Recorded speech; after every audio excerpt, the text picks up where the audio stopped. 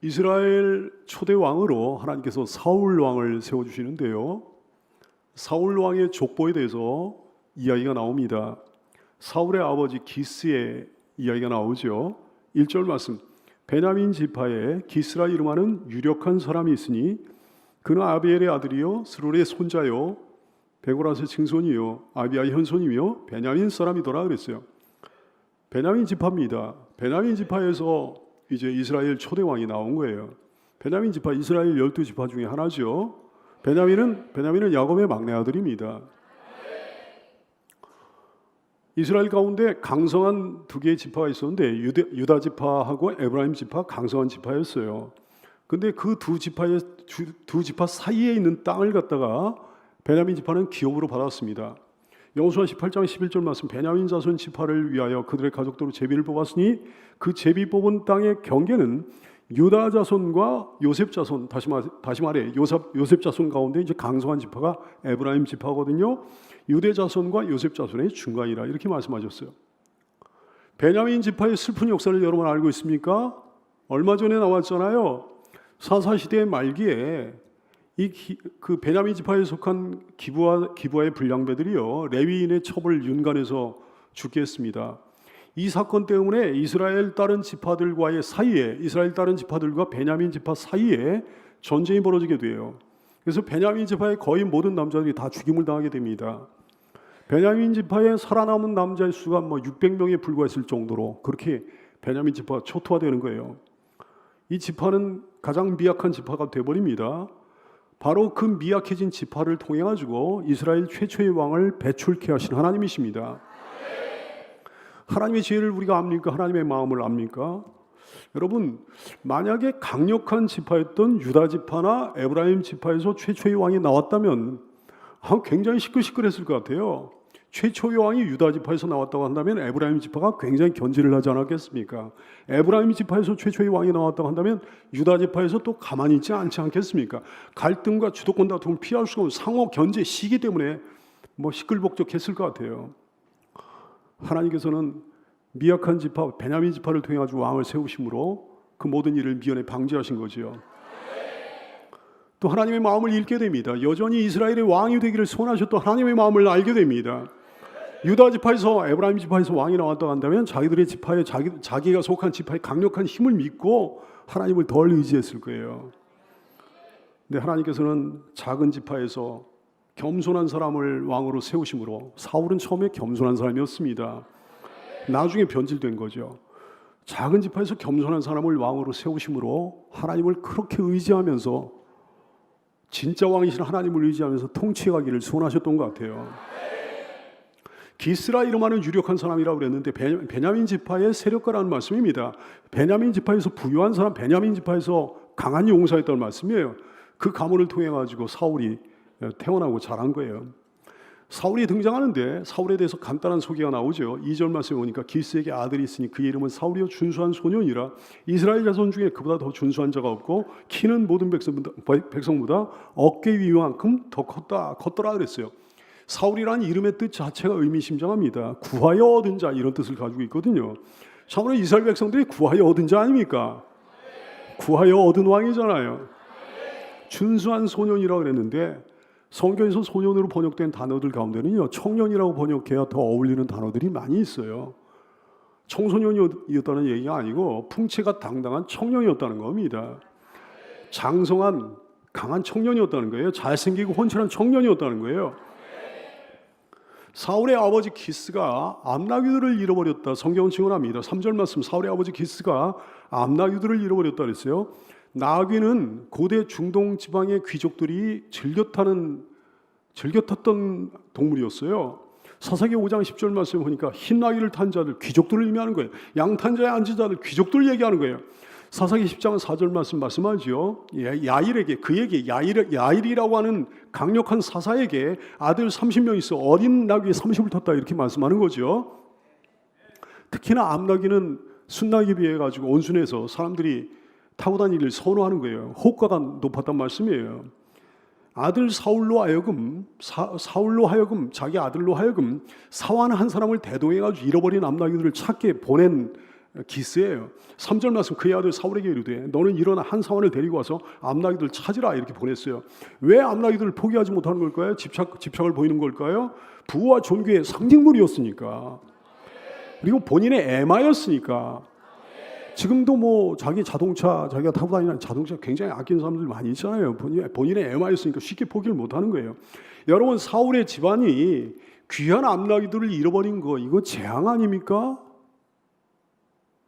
재앙인 것 같은데 사실은 내막을 알고 보면 하나님께서 잃어버리게 하신 거예요. 하나님께서 그 나귀들을 분실하게 만드신 거예요. 이 모든 것이 놀라운 하나님의 계획이었습니다.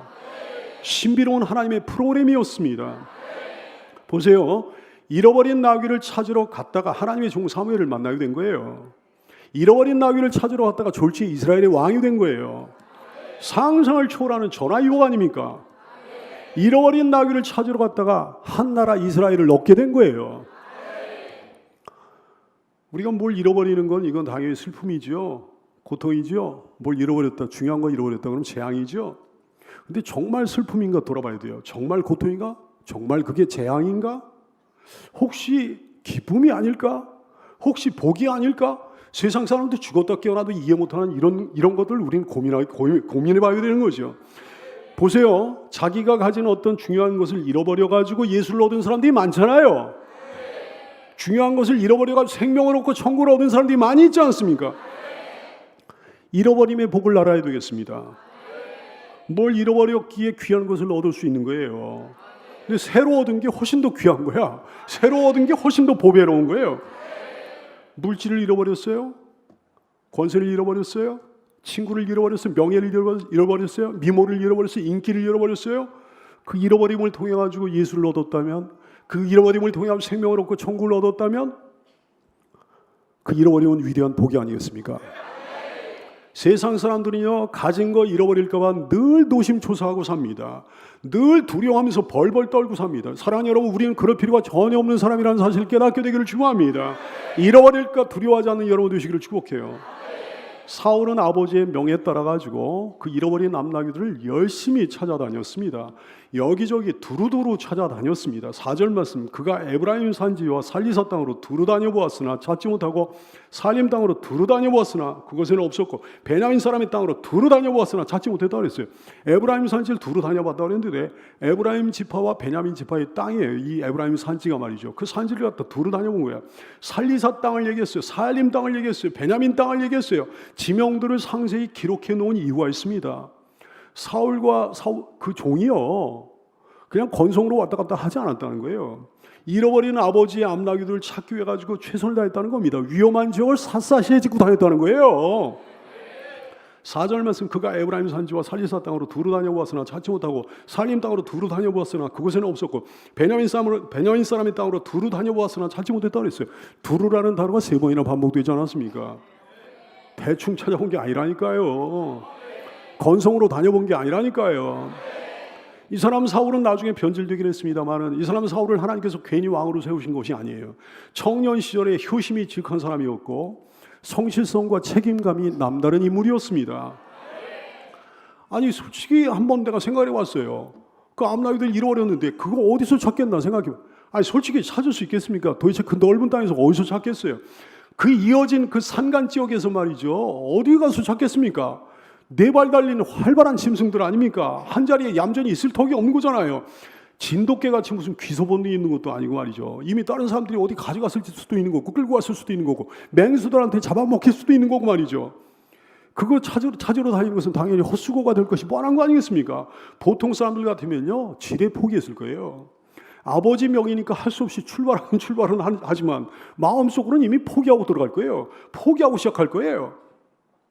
그러나 사울은 그런 마음으로 출발하지 않았습니다. 그런 마음으로 대충 다녀본 게 아닙니다. 최선의 최선을 다했습니다. 진짜 찾아본 거예요. 그러다가 사무엘을 만난 겁니다. 그래서 왕위에 오른 겁니다. 만일 사울이 부친의 명에 따라 암나귀들을 찾는 일에 최선의 최선을 다하지 않았다면, 그렇다면 사무엘 선지자를 만날 수 있었겠습니까?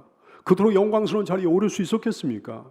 사랑하는 여러분이요, 평범하게 보이는 모든 일에 최선을 다해 하나님의 놀라운 일들을 보게 되는 줄 믿으시기를 축원합니다. 적은 일에 작은 일에 충성해야 하나님께서는 큰 일로 맡겨주신 법이란 말씀이죠. 근데 사울은요, 최선의 노력을 정말 다했어요. 죽을 고생을 했습니다. 근데도 실패했어요. 못 찾았습니다. 이 실패는 재앙 아닙니까? 4절 말씀, 그가 에브라임 산지와 사리사 땅으로 두루 다녀보았으나 찾지 못했다. 살림 땅으로 두루 다녀보았으나 그곳엔 없었다 그랬어요. 베냐민 사람의 땅으로 두루 다녀보았으나 찾지 못했다 그랬어요. 인간적인 노력을 죽을 고생을 다 해봤지만 찾지 못했어요. 얻지 못했어요. 헛수고한 거예요. 근데 과연 헛수고일까요? 헛수고 맞을까요? 잃어버린 나귀를 못 찾아가지고 하나님의 종 사무엘을 찾아가 만난 거 아닙니까? 잃어버린 나귀를 찾는데 실패해가지고 졸지에 이스라엘이 왕이 된 거 아닙니까? 상상을 초월하는 전화 유혹이 벌어진 거예요. 잃어버린 나귀를 찾다가 잃어버린 나귀를 찾아 헤매다가 한 나라를 얻게 된 거예요. 게다가 그는 나귀를 찾기 위해 가지고 열심히 돌아다녀 봄으로 장차 자기가 왕위에 올라가지고 자기가 통치하게 될 이스라엘 영토의 중요한 부분 구석구석을 소상히 알게 된 것입니다. 왕이 지형지물을 알고 뭐 그 땅이 어떤 땅인지 뭐 소상히 알면 좋은 거 아니겠어요? 근데 열심히 찾아다녀 봄으로 그런 여러 가지 전화위복을 누리게 된 거예요. 사랑하는 여러분, 인간적인 어떤 노력이 실패로 돌아가는 거 당연히 슬픔이죠. 당연히 고통이죠. 당연히 재앙이죠. 뭘 열심히 했는데 성과를 거두질 못했어. 그게 슬픔이지요. 고통이지요. 재앙이지요. 근데 정말 슬픔인가 돌아봐야 되는 거예요. 정말 고통인가 정말 재앙인가 돌아봐야 되는 거예요. 혹시 이것이 기쁨이 아닐까? 주 안에 있는 나에게는 복이 아닐까? 우리는 노력한 만큼의 성과를 내지 못했을 때 낙심하기 십상입니다. 그동안의 시간들을 허송세월로 여기 환탄하게 되기 십상입니다. 시간과 노력을 아까워하게 되기 십상이에요.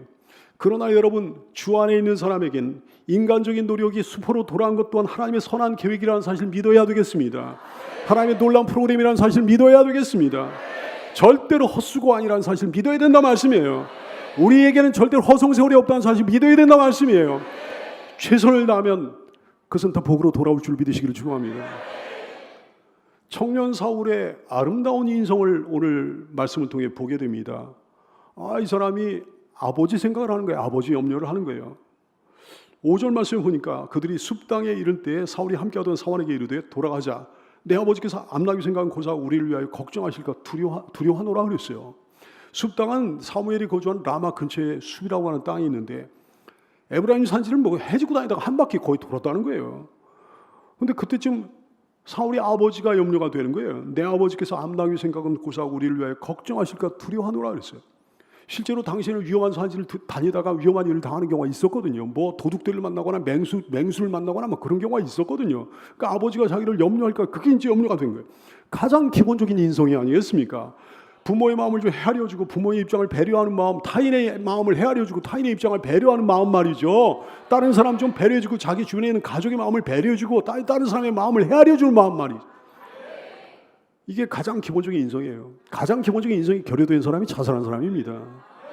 얼마나 악한 사람이죠. 자기 주변에 있는 사람은 어떤 사람의 마음도 헤아려주지 않는, 어떤 사람의 마음도 배려해주지 않는 인성이 갖춰진 여러분 되시기를 축원합니다. 사환은 이 사울에게 복된 제안을 합니다. 마침 근처에 사는 큰 선지자의 그 이야기를 이 사람은 알고 있는 거예요. 다시 말해 사무엘에 대해서 알고 있는 거예요. 사무엘에게 의뢰해보자 이렇게 제안을 합니다. 사무엘이라고 하는 사환의 지식이 정확한 지식이에요. 6절 말씀을 보니까 그가 대답하되 보소서 이 성읍에 하나님의 사람 다시 말해 선지자가 있는데 존경을 받는 사람이라 그가 말한 것은 반드시 다 응하나니 그리로 가자이다. 그가 혹 우리가 갈 길을 가르쳐줄까 하나이다 그랬어요. 지혜로운 사환이에요. 신앙의 사람입니다. 하나님의 사람을 선지자를 의뢰하겠다는 것은 곧 하나님을 의뢰하겠다는 거거든요. 잃어버린 게 무엇이든지 주님의 손으로만 찾을 수 있다는 사실을 여러분 알아야 되겠습니다. 우리는 어디서 뭘 어떻게 잃어버렸는지 잘 모르지만 하나님이 정확히 아시잖아요. 우리는 어디 가서 어떻게 그 잃어버린 거 되찾을 수 있는지 잘 모르지만 하나님이 정확히 아시는 거잖아요. 이 사환 같은 정확한 지식이 여러분에게도 있게 되기를 축원합니다. 청년 사울의 장점이 뭔지 압니까? 장점이 많았는데요. 열린 마음이 장점이에요. 사울에게도 물론 문제가 있습니다. 사무엘에 관한 지식에 있어서 사무엘 선지자에 관한 지식에 있어서 사환에게 미치지 못했습니다. 그럼 뭔가 자존심이 상할 거 아니겠어요? 사환이 그런 제안을 하면 말이죠. 다친 사람 같으면 교만한 사람 같으면 면박을 주면서 거절했을 거예요. 자존심 상하니까. 근데 사울은 그러지 않았습니다. 사울이 만약에 그런 사람이었다면, 다친 사람이었다면, 교만한 사람이었다면 사환이 아예 의견 개진조차 안 했을 거예요. 그러나 사울은 평소에도 열린 사람이었다는 그 사실을 우리가 알게 되는 거지. 그랬기에 사환이 그런 의견을 꺼낼 수 있었던 거지. 결국 그것은 큰 복으로 그들에게 돌아왔습니다. 여러분, 귀를 열어야 됩니다. 마음을 열어야 됩니다. 주변에 있는 사람을 통해 하나님의 인도를 받을 수 있다는 사실을 기억하게 되기를 축원합니다. 특히나 그 중에서도 이 사환처럼 별 볼 일 없는 사람을 통해서 하나님의 인도를 받을 수 있다는 말씀이에요. 당시에 강대국이었던 아람이라고 하는 나라의 나만 장군, 왕의 최측근이었던 나만 장군이요. 이 사람이 부족한 게 하나도 없는 사람인데 나병 환자였어요. 근데 이 사람이 어린 계집종의 말을 듣고 엘리사 선지자를 찾아가가지고 그 나병을 치료받게 됩니다. 인생의 가장 큰 기적을 만나게 됩니다. 누구의 말을 듣고? 어린 계집종의 말을 듣고. 여러분, 귀를 열고 마음을 여는 사람이 되시기를 축원합니다. 수용적이고 포용적인 사람이 되어서 주님의 음성을 늘 세밀하게 듣는 여러분 되시기를 축복해요. 다친 사람은 교만한 사람, 고집스러운 사람, 이런 사람은요, 그냥 주변에 있는 별 볼 일 없는 사람의 말은 그냥 친구의 말도 안 들어먹습니다. 동료의 말도 안 들어먹습니다. 한 걸음 더 나아가지고 너무 교만하고 너무 고집스러워가지고 윗사람의 말도 안 듣는 사람도 있습니다. 너무나 교만하고 너무나 고집스러워가지고 복음의 귀를 막는 사람들, 이건 정말 재앙 아니겠어요? 사도행전 7장 55절 이하의 말씀. 스데반이 성령 충만하여 하늘을 우러러 주목하여 하나님의 영광과 및 예수께서 하나님 우편에 서신 것을 보고 그랬어요. 진짜 봤거든. 그래갖고 말하되 보라, 하늘이 열리고 인자가 하나님 우편에 서신 것을 보노라. 자기가 본 것을 증언했습니다. 그랬더니 이 유다 사람들이 큰 소리를 지르며 귀를 막아버렸다 그랬어요. 귀를 막았으니까, 복음의 귀를 막았으니까 지옥행이죠. 여러분, 귀를 열어야 됩니다. 마음을 열어야 됩니다. 귀를 열고 들어서 하나님께서 여러분에게 주시고자 하는 그 음성을 다 기울여 듣게 되기를 축원합니다. 사울과 사환은 이제 하나님의 종 사무엘을 찾아가는 거예요. 예물이 없어서 걱정했어. 7절 말씀, 사울이 그의 사환에게 이르되 우리가 가면 그 사람에게 무엇을 드리겠느냐? 우리 주머니 먹을 것이 다 하였으니 하나님의 사람에게 드릴 예물이 없다. 무엇이 있느냐? 이제 뭐 양식조차도 바닥이 나온 상황이었으니까요. 근데 이 사환이 얼마나 충성스러운 사람인지, 은 4분의 1 세겔이 저에게 있습니다. 은 한 3g 정도가 그 사람에게 있었나 봐요. 8절만 사환이 사울에게 다시 대답하여 이르되 보소서 내 손에 은 한 세겔의 4분의 1이 있으니 하나님의 사람에게 드려 우리 길을 가르쳐달라 하겠나이다 그랬어요. 이런 부와 이런 지원이 여러분의 주변에 있게 되기를 축원합니다. 정말 충성스러워요. 선지자를 과거에는 뭐라고 불렀는가 하니 선견자라고 불렀습니다. 9절 말씀, 옛날 이스라엘에 사람이 하나님께 가서 물으려 하면 말하기를 선견자에게로 가자 하였으니 지금 선지자를 하는 자를 옛적에는 선견자라 일컬었더라 했어요. 선견자는 어떤 사람이 선견자인 거 아니? 보는 자예요. 선지자는 어떤 사람이 선지자인 거 아니? 말하는 자입니다. 선포하는 자입니다. 하나님께서 보여주신 것을 말로 선포하는 자, 이 사람이 선견자예요. 이 사람이 선지자입니다. 그 선견자 사무엘을 만나기 위해, 선포자 사무엘을 만나기 위해 발걸음을 옮겼어요. 10절 말씀, 사울이 그의 사환에게 이르되 내 말이 옳다, 가자 그랬어요. 그래가지고 하나님의 사람이 있는 성으로 갔다 그랬어요. 내 말이 옳다, 가자. 얼마나 겸손합니까? 얼마나 솔직합니까? 우리가 우리 아랫사람을 향해서도 이렇게 말할 줄 아는 우리가 되기를 소원합니다. 성으로 가는 초입에서 어떤 젊은 여자들을 만나가지고 사무엘에 대해서 물어봤습니다. 11절 말씀, 그들이 성을 향한 비탈길로 올라가다가 물 기르러 나오는 소녀들을 만나 그들에게 묻되 선견자가 여기 있느냐 이렇게 물어봤어요. 당시에 물 기르는 일은 주로 여자들이 했습니다. 여자들이 어느 때 했는 거 아니? 햇빛이 쨍쨍한 낮에는 안 하고 이제 해가 떨어질 무렵 저녁 때 그런 일을 했다 얘기예요. 그러니까 야, 이 시간이 저녁 무렵이구나, 이런 것을 우리가 알게 되는 거죠. 이 만남을 준비하신 분도 우리 하나님이십니다. 모든 만남을 다 세팅해 놓으신 거예요. 선견자가 여기 있느냐, 여기에 사는데 여기에 지금이 있느냐, 그런 얘기죠. 선견자 사무엘은 여기저기 뭐 출장을 다니셨기까 달게 지금 여기에 그분이 있습니까? 이렇게 물어보는 거예요. 그래, 있어요. 만나려면 빨리 가보세요. 그러는 거예요. 12절 말씀, 그들이 대답하여 이르되 있나이다. 보소서 그가 당신보다 앞서갔으니 빨리 가소서. 백성이 오늘 산당에서 제사를 드림으로 그가 오늘 성읍에 들어오셨나이다 그랬어요.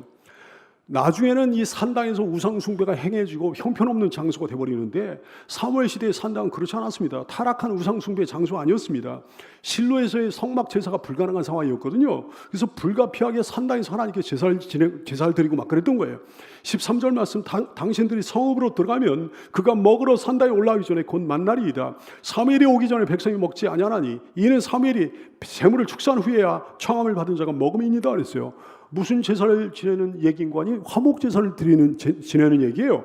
화목 제사는 지낸 다음에 제사장과 거기에 참석한 사람들이 함께 화목 제물을 나눠 먹었거든요. 그래 거기 가지고 드디어 사무엘을 만났습니다. 14절 말씀, 그들이 성으로 올라가서 그리로 들어갈 때 사무엘이 마침 산당으로 올라가려고 마주 나왔다 그래. 따라서 할까요? 사무엘이 마침 땅 때마침. 결코 우연한 만남이 아니라는 사실을 알게 되는 거잖아요. 우연히 어떻게 하다 보니까 만난 게 아니라 얘기지. 때마침 선하신 하나님의 인도, 내비게이션 같은 우리 하나님의 안내, 완벽한 내비게이션 같은 우리 하나님의 안내. 여러분, 우연은 없습니다. 내 삶에 우연을 보이는 어떤 일이 있을지라도 그것은 우연이 아니라는 사실을 깨닫게 되기를 축복해요. 마태복음 10장 29절 이하에서 그러셨어요. 참새 2마리가 하나 서울에 팔리지 않느냐. 그 보잘것없는 참새라고 할지라도 그러나 너희 아버지께서 허락하지 아니하시면 그 하나도 땅에 떨어지지 아니하리라. 너희에게는 머리털까지도 다 세신바 되었으니 두려워하지 말라. 너희는 많은 참새보다 귀하니라. 여러분의 삶에 우연이 없다는 사실 믿어지죠? 이미 그들의 만남을 예비해 놓으시는 하나님이셔요. 그 모든 것들을 다 세팅해 놓으시는 하나님이십니다. 15절 말씀에 보니까 사울이 오기 전날에 이미 여호와께서 사무엘에게 알게 하여 이르시되 그랬어요. 사무엘에게 알게 하여 그랬대. 귀를 열어주셨다는 거예요. 그 귀를 열어주시고 그 귀에 대고 속삭여 주셨다는 말씀입니다. 신실한 주님의 사람, 사모하는 주님의 사람에게는 귀에 대고 속삭이듯이 말씀하시는 주님이십니다. 여기 강단을 통해 증거되는 하나님의 말씀을 듣는 사람들이 이렇게 무수히 많지만 이 사람들 가운데 특히 귀에 속삭이듯이 귀에다 대고 치밀하게 말씀하시는 그 말씀을 듣는 사람들이 있다 말씀이에요. 그래서 그런 사람들이 고백하는 거잖아요. 꼭 어쩌면 그렇게 나에게 하시는 말씀이냐 말이죠. 신기하다 말이죠. 우리 목사님, 우리가 사는 집에 우리 직장에 무슨 내가 사는 어떤 동선에다가 무슨 CCTV를 달아놓은 것도 아닌데 어떻게 말씀을 통해 가지고 하나님께서 나에게 꼭 필요한 말씀을 강단을 통해 주시냐 깜짝깜짝 놀란 사람들이 있는 거 아니겠습니까? 속삭이도 귀에 말씀해 주시는 하나님, 사무엘에게 그렇게 말씀해 주셨던 거예요. 16절 말씀, 내일 이맘때 내가 베냐민 땅에서 한 사람을 내기를 보내리니 너는 그에게 기름을 부어 내 백성 이스라엘의 지도자로 삼으라 그랬어요. 내일 이맘때 내가 베냐민 땅에서 한 사람을 내게로 보낼 거다. 여러분, 모든 게 하나도 우연이 아니었죠? 사울의 아버지 기스가 암나귀를 잃어버린 거 우연이 아니었고, 자기 아들을 시켜가지고 그 암나귀를 찾게 한 것도 우연이 아니었고, 여기저기 다녔으나 그걸 찾지를 못한 것도 우연이 아니었고, 며칠 동안 찾은 것도 우연이 아니었고, 그런 상황에서 그 사환이 말이죠, 정확하게 여기 사무엘 이 근처에 사무엘이 있으니 우리가 그 선지자를 한번 의뢰해보자, 이것도 우연이 아니었고 하나도 우연이 아닌 거예요. 어쩌면 이리도 섬세하고 어쩌면 이리도 정확합니까? 우리 하나님의 사랑은 얼마나 눈물 나는 사랑인지 16절에 보니까 이렇게 말씀하셨어요. 내일 이맘때 내가 베냐민 땅에서 한 사람을 내기를 보내리니 사무엘아 너는 그에게 기름을 부어 내 백성 이스라엘의 지도자로 삼으라. 그가 내 백성을 블레셋 사람의 손에서 구원하리라. 내 백성의 부르짖음이 내게 상달되었으므로 내가 그들을 돌보노라 그랬어요. 내 백성, 내 백성, 내 백성 3번 말씀하십니다. 여러분, 이스라엘 사람들은요 하나님이 자기의 왕 되심을 거부했습니다. 거절했습니다. 새로운 왕을 달라고, 인간 왕을 달라고 하나님께 청했습니다. 하나님을 거절한 거예요. 왕이신 하나님을 거부한 거예요. 근데 하나님은 여전히 내 백성이라고 말씀하시고 있어요. 또 내 백성이라고 오셨어요. 또 내 백성이라고 오셨어요. 눈물 나오는 하나님의 사랑이에요.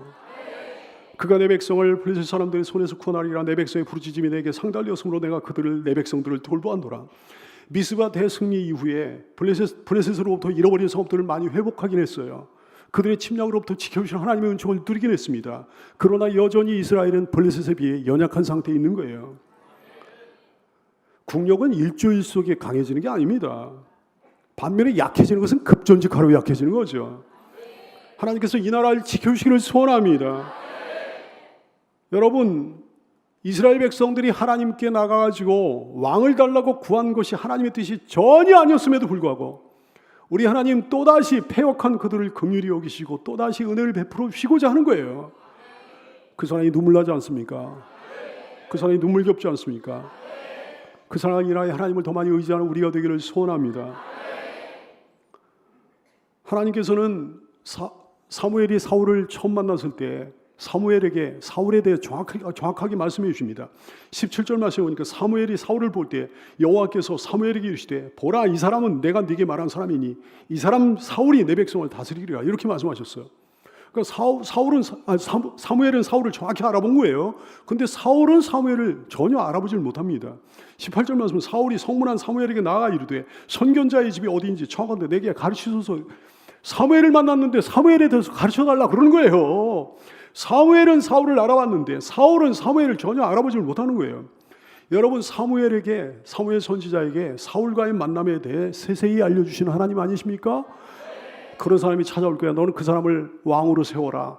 근데 그렇다고 한다면 사울에게도 그 모든 것을 알려주셔야 옳은 거 아니겠습니까? 사울에게도 말이죠. 사무엘 선지자를 만나면 그가 이렇게 해가지고 너에게 기름 부어 너를 왕으로 삼을 거다 이렇게 말씀하셔야 될 것 같은데 그렇게 안 하신 거예요. 사무엘에게만 말씀하신 거예요. 사울은 아직 아무것도 모르는 거예요. 이것이 하나님의 질서라는 사실을 깨닫게 되기를 축원합니다. 내가 바로 네가 찾는 그 선견자이고 너는 이제 나를 통하여 하나님의 말씀을 듣게 되리라. 19절 말씀 사무엘이 사울에게 대답하여 이르되 네가 찾는 선견자이니라. 너는 내 앞서 산당으로 올라가라. 너희가 오늘 나와 함께 먹을 것이요 아침에는 내가 너를 보내되 내 마음에 있는 것을 다 네게 말하리라 했어요. 사무엘은 그러면서 사울과 사울의 가문을 높여서 얘기합니다. 20절 말씀 사흘 전에 이른 내 암나기를 염려하지 말라 찾아느니라. 온 이스라엘이 사모하는 자가 누구냐 너와 내 아버지 온 집이 아니냐 그랬어요. 굉장히 어마어마한 서론을 하는 거예요. 온 이스라엘이 사모하는 자가 누구냐 너와 네 아버지 온 집이 아니냐. 그 얘기를 들은 사울은 어떻게 반응을 했을까요? 사랑하는 여러분 사울은 정말 나중에는 이상해지는데요. 처음에 시작할 때는 이상한 사람이 전혀 아니었어요. 얼마나 낮은 모습인지 얼마나 겸손한 사람이었는지 그의 시작은 겸손한 시작이었어요. 그가 그런 사람이었기에 하나님께서는 그를 이스라엘 최초의 왕으로 세우신 거예요. 21절 말씀에 보니까 사울이 대답하여 이르되 나는 이스라엘 지파의 가장 작은 지파 베냐민 사람이 아니니까. 그거는 어느 정도 사실이에요. 근데 뭐라고 그러는가? 또 나의 가족은 베냐민 지파 모든 가족 중에 가장 미약하지 아니니까. 이거는 말이 아니에요. 이거는 사실이 아니에요. 이 사람의 가문은 기스라고 하는 그의 아버지 기스라고 하는 사람은 베냐민 지파에서 유력한 사람이었어요. 부유한 사람이었어요. 용사였어요. 큰 가문이었어요. 근데 베냐민 지파 모든 가족 중에 가장 미약하지 아니하냐. 당신 어찌하여 내게 이같이 말씀하시나니까. 그래서 자기를 낮추는 장면을 보게 됩니다. 겸손한 시작이죠. 근데요, 겸손한 시작이란 곧 창대한 시작을 의미합니다. 따라서 할까요? 겸손한 시작은 곧 창대한 시작을 의미합니다. 사랑하는 여러분, 겸손하게 시작하시고 겸손한 끝은 곧 창대한 끝을 의미하므로 여러분 겸손하게 시작했으면 겸손하게 끝내게 되기를 축원합니다. 야고보 4장 6절 말씀 그러나 더 큰 은혜를 주시나니 그러므로 일렀으되 하나님이 교만한 자를 물리치시고 겸손한 자에게 은혜를 주신다 그러셨어요. 야고보 4장 10절 말씀 주 앞에서 낮추라 그래야만 주께서 너희를 높여주신다 그랬어요. 베드로전서 5장 6절 말씀 그러므로 하나님이 능하신 손 아래서 겸손하라 때가 되면 너희를 높여주신다 그랬어요. 여러분도 당시의 청년 사울처럼 겸손하여서 높여주신 그 은혜를 누리게 되기를 축원합니다. 보세요. 겸손한 자가 결국은 상석에 앉아 대우를 받잖아요. 22절 말씀 사무엘이 사울과 그의 사원을 인도하여 객실로 들어가서 청한 자 중 상석에 앉게 하였는데 손님은 30명가량이었더라. 이렇게 말씀합니다. 함께 화목제물을 먹는 자리예요. 청한 자 중 상석에 앉게 했다 그랬어요. 초대를 받은 사람들 30여 명이 있었는데 이 사람들이 다 유력한 사람들 아니겠습니까? 유력 인사들 아니었겠어요? 근데 청년 사울을 상석에 앉힌 거예요. 청년 사울뿐만 아니라 그 사람의 종까지도 상석에 앉게 한 거예요. 귀한 부위를 대접합니다. 그리고 이 사람들은 사무엘과 함께 먹게 되는 거예요. 23절 24절 말씀 사무엘이 요리인에게 이르되 내가 네게 주면서 특별히 네게 두라고 말한 그 부분을 가져오라. 요리인 엽적 다리가 거기서부터 그것을 가져다가 사울 앞에 놓는지라. 사무엘이 이르되 보라 이것은 특별히 두었던 것이 네 앞에 두고 먹어라. 내가 백성을 청할 때부터 너를 위하여 이것을 두고 이때를 기다리게 하였느니라. 이날에 사울이 사무엘과 함께 먹으니라. 제사장 몫인 제사장만 먹을 수 있는 그 오른쪽 넓적다리 부위, 그 좋은 부위. 사무엘이 사울과의 만남을 예견하고 함께 먹기 위해 준비해둔 그 특별한 부위를 먹으면서 그렇게 대접하면서 말이죠. 그렇게 존귀히 대접을 해주는 거예요. 이사야 29장 19절 말씀, 겸손한 자에게 여호와로 말미암아 기쁨이 더하는 줄 믿으시기를 축원합니다. 이사야 57장 15절 말씀, 지극히 존귀하며 영원히 거하시며 거룩하다 이름하는 이가 이와 같이 말씀하시되 내가 높고 거룩한 곳에 있으며 또한 통회하고 마음이 겸손한 자와 함께 있나니 이는 겸손한 자의 영혼을 소생시키며 통회하는 자의 마음을 소생시키려 함이라 말씀하셨어요. 겸손한 자와 함께 하시기를 기뻐하시고 겸손한 자에게 은혜를 베푸시기를 좋아하시고 겸손한 자를 반드시 높이 들어 써주시는 하나님의 마음을 깨달아 겸손하게 시작하고 겸손하게 진행하고 끝까지 겸손하여서 하나님의 은혜와 복을 받는 자리에서 이탈하지 않는 여러분 되시기를 축원합니다. 사랑하는 여러분, 처음에는 어떤 마음으로 주님 앞에 나왔든지 하나님께서는 그 사람을 하나님 당신의 존귀한 자로 세워주십니다. 이 사람 사울이 말이죠, 무슨 대단하고 거룩한 이유로 사무엘을 찾아온 게 아닙니다. 하나님을 찾아온 게 아니에요. 그저 세속적인 이유로 찾아왔습니다. 잃어버린 아버지의 암나귀들을 어떻게든 다시 찾아보고자 하는 그런 마음 때문에 사무엘을 찾아왔어요. 그런 마음 때문에 하나님 앞에 나온 거예요. 그런데 기름 부음을 받고 왕이 됐습니다. 주 앞에 나오는 사람들 가운데도 그런 사람들 많이 있잖아요. 막 사업에 실패해가지고 너무 찢어지게 가난해져가지고 주 앞에 나온 거예요. 건강을 잃어버려서 질병에 걸린 거예요. 그래가지고 의지할 데가 없으니까 주 앞에 나왔어. 어떤 사람 주변에 인간관계에 실패해가지고 주변에 사람이 없어가 외로워져가지고 주 앞에 나왔어. 그 어떤 문제 때문에, 세속적인 문제 때문에 주님 앞에 나왔어. 온갖 이런저런 이유 때문에 주님 앞에 나왔더니 왕 같은 제사장으로 기름 부어 세워주시는 우리 하나님이시고, 하나님 놀라운 분이십니다. 이사야 55장 8절 9절 말씀, 이는 내 생각이 너희 생각과 다르며 내 길은 너희 길과 다름이니라. 여호와의 말씀이니라. 이는 하늘이 땅보다 높음 같이 내 길은 너희 길보다 높으며 내 생각은 너희 생각보다 높음이니라. 모든 것은 놀라운 하나님의 계획과 놀라운 하나님의 섭리와 놀라운 하나님의 프로그램에 따라 그렇게 된 것입니다. 사울의 왕직을 일찍이 계획해 놓으신 우리 주께서 여러분의 왕직도 그렇게 계획해 놓으신 줄로 믿으시기를 축복해요. 여러분, 왕 같은 제사장으로 하나님께서 계획해 놓으셨다가 때가 되면 세워주신 거예요. 게다가 때로는 우리의 문제마저도 덤으로 해결해 주시는 놀라운 은혜를 베풀어 주시니, 그래서 어떤 사람은 가난의 문제도 해결되고, 어떤 사람은 건강의 문제가 해결이 되고, 어떤 사람은 인간관계 문제가 해결이 되고, 가정의 문제가 해결되고 말이죠. 오늘 20절 말씀에 보니까 사흘 전에 이른 내 암나귀를 염려하지 말라 찾았느니라 그러셨어요. 그 하나님의 은혜를 인하여 하나님을 찬양하며 그 하나님의 은혜를 의지하고 소원하면서 주께서 지정하신 이 신앙의 길을 잘 걸어가는 여러분 되시기를 축복합니다.